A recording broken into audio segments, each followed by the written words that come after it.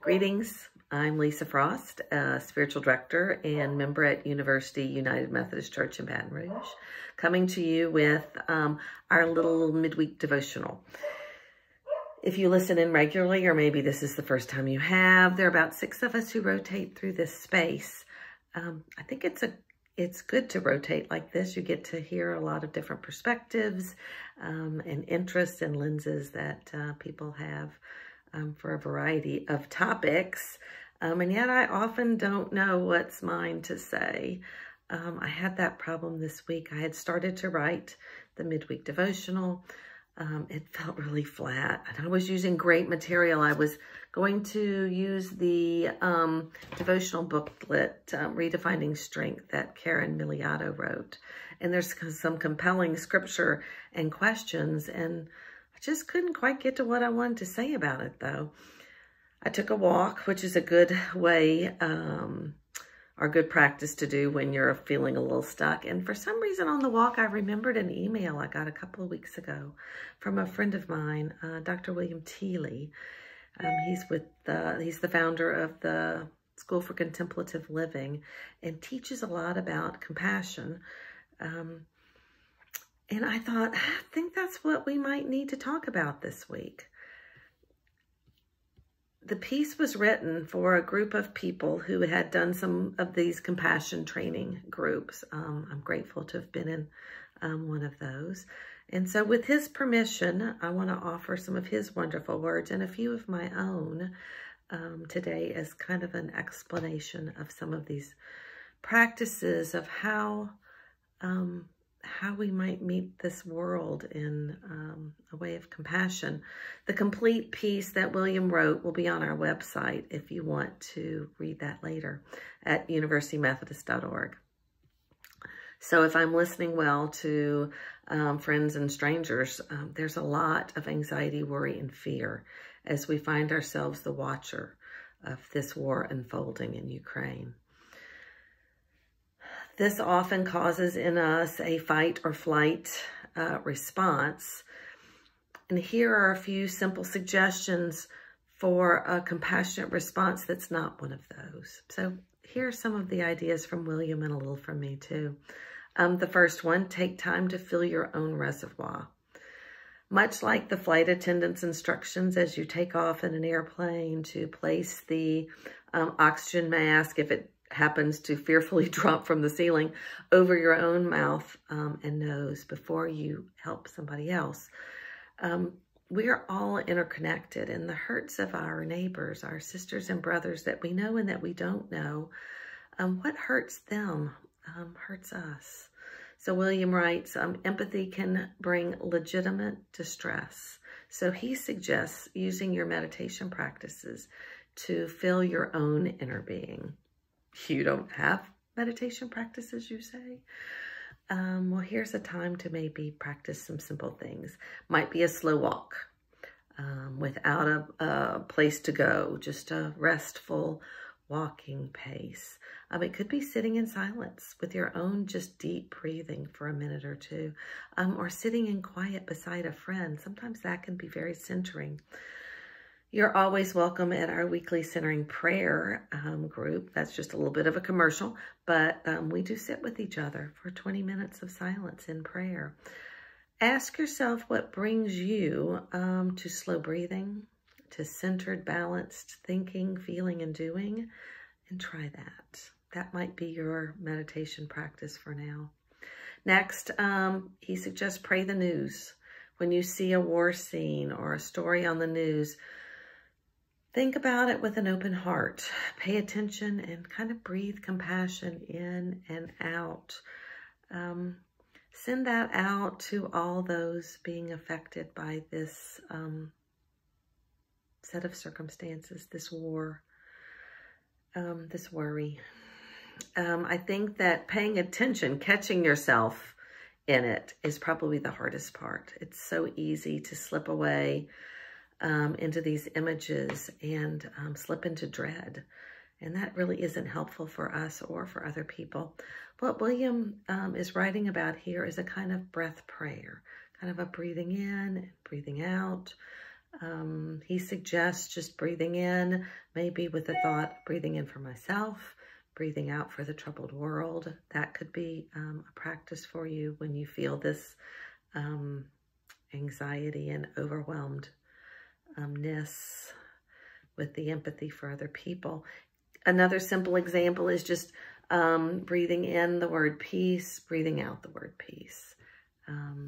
You might spend some time considering a breath prayer by using a name for something for some entity or some representation for you of God.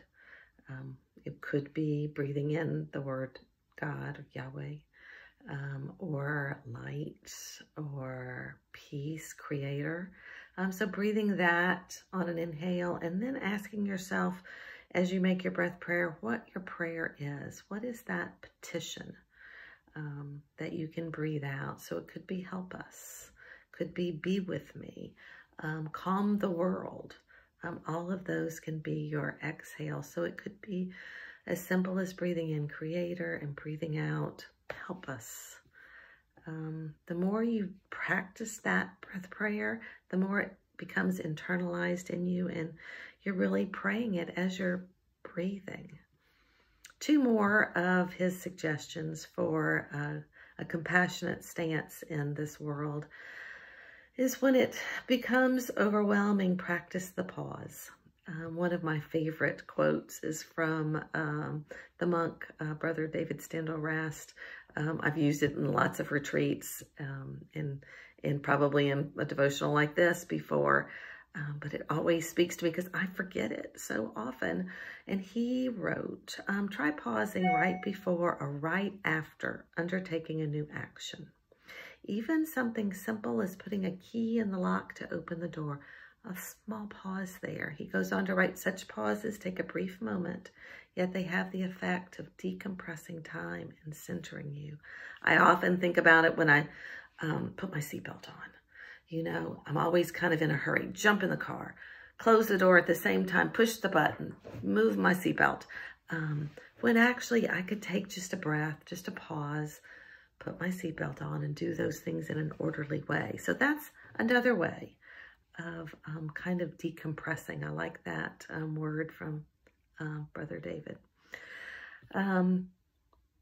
William wrote, step away when you need to. Take a break from the images and return to the basics of self-compassion. Acknowledge this is hard and ask yourself, what do I need right now? And then take some self-compassion breaks throughout the day. William acknowledges that these events are affecting you, me, us, whether we are thinking about them at that moment or not. So focusing on little ways to relieve your own body, mind, spirit will prepare yourself for times when you need to re-engage with compassion for other people. I hope you found some of these things helpful. As I said, there are more of these simple suggestions on our website that should be on there today.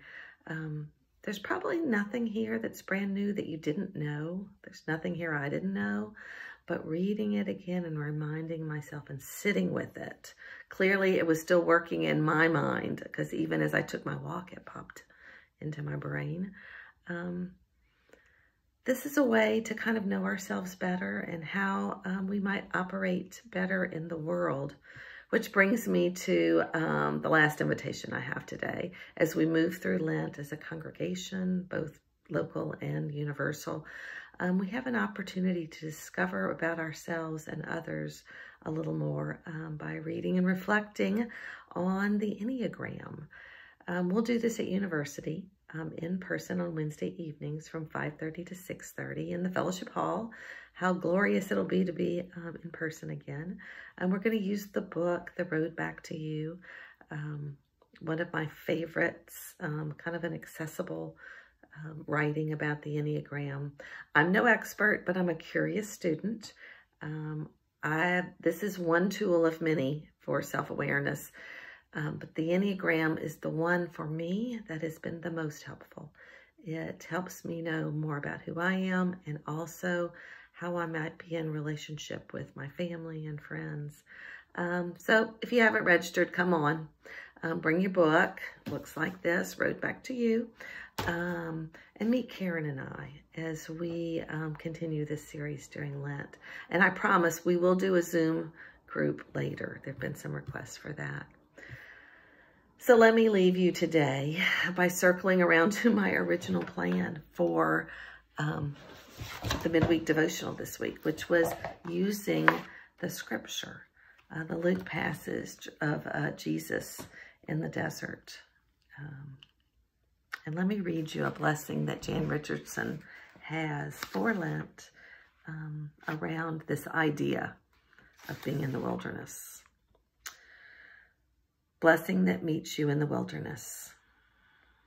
After the desert stillness, after the wrestling, after the hours and days and weeks of emptying, after the hungering and the thirsting, after the opening and seeing and knowing.